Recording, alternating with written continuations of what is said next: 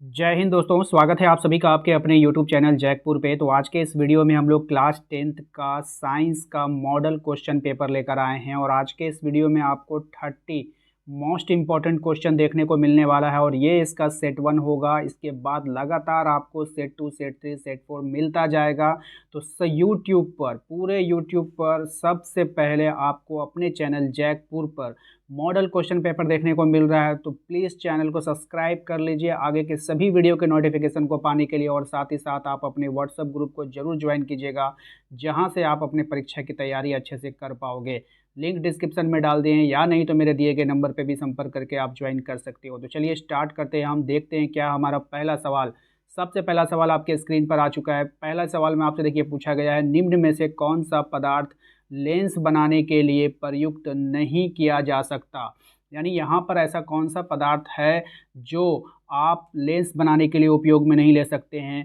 तो जल है, कांच है, प्लास्टिक है, मिट्टी है। तो यहाँ पर जो है आप मिट्टी का प्रयोग बिल्कुल भी नहीं कर सकते हैं। मिट्टी का प्रयोग बिल्कुल भी नहीं कर सकते हैं। दूसरा सवाल देखिए क्या है हमारा। दूसरे सवाल में आपसे कहा जा रहा है, प्रकाश की किरणें गमन करती है।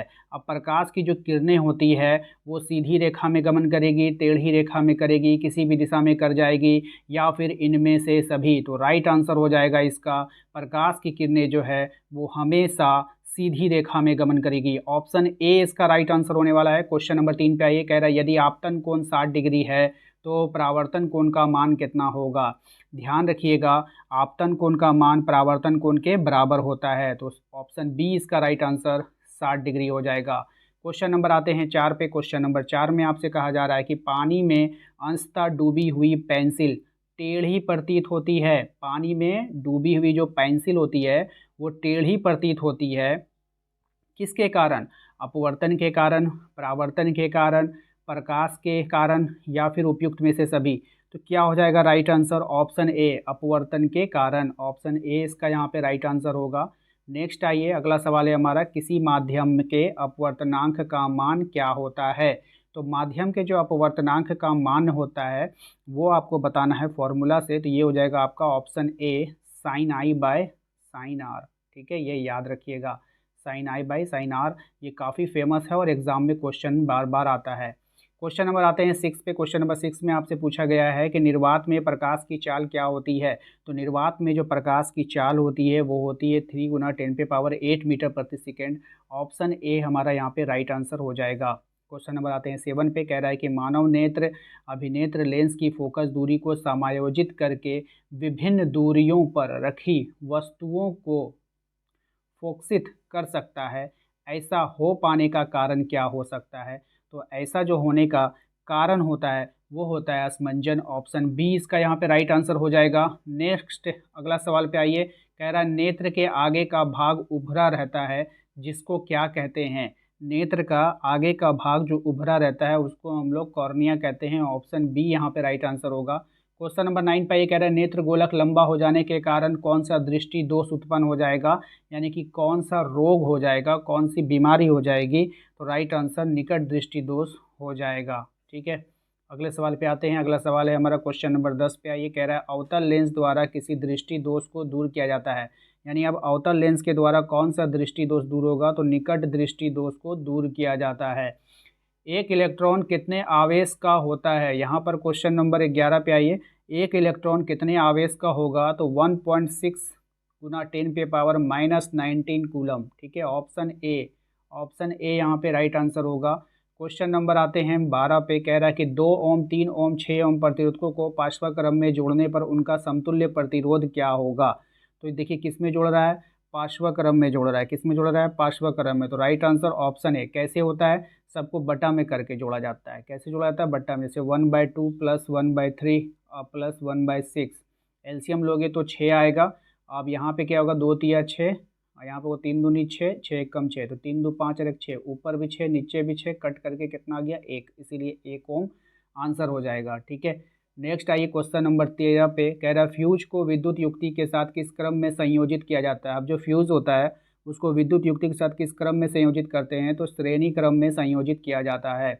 क्वेश्चन नंबर आते हैं हम लोग 14 पे। क्वेश्चन नंबर 14 में कह रहा है आपसे अभिक्रिया 2NOC में 2NOC में C2 नहीं होगा यहाँ पर, मुझे लगता है Z होना चाहिए, ठीक है, ZNO होगा, यहाँ पे प्रिंटिंग मिस्टेक है।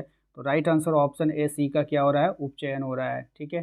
चलिए अगला सवाल है हमारा, बुझा हुआ चूना का रासायनिक सूत्र क्या है। तो बुझा हुआ चूना का जो रासायनिक सूत्र है वो हो जाता है CaO का, ठीक है। निम्न में से कौन सा संरक्षण का उदाहरण है, संक्षरण का उदाहरण होगा, संरक्षण नहीं संक्षरण का उदाहरण है, ये हो जाएगा तांबे की वस्तु का हरा हो जाना, है ना, तांबे की वस्तु का क्या हो जाना, हरा हो जाना। ऑप्शन हो जाएगा इसका डी, ये भी होगा, और चांदी भी काला हो रहा है तो ये भी हो जाएगा, लोहे में जंग लग रहा है तो ऑप्शन डी कर दीजिए, उपयुक्त में से सभी, यानी कि सभी का यहाँ पे संक्षरण होगा, मतलब कि क्षति होगा, है ना। लोहे की वस्तु में जंग लग रहा है, चांदी का काला हो जाना, तांबे की वस्तु का हरा हो जाना, तो इसलिए ऑप्शन डी यहाँ पे राइट आंसर होगा। रंध्रीय सूचक का उदाहरण आपको बताना है, तो रंध्रीय सूचक का उदाहरण हो जाएगा आपका वेनिला, लौंग का तेल, प्याज, तो इनमें से सभी इसका राइट आंसर होगा। सोडियम लवण का परिवार है, सोडियम लवण जो है वो का परिवार आपको बताना है, राइट आंसर हो जाएगा आपका ऑप्शन NaCl भी होगा, Na2SO4 भी होगा, यानी ऑप्शन सी इसका राइट आंसर होगा।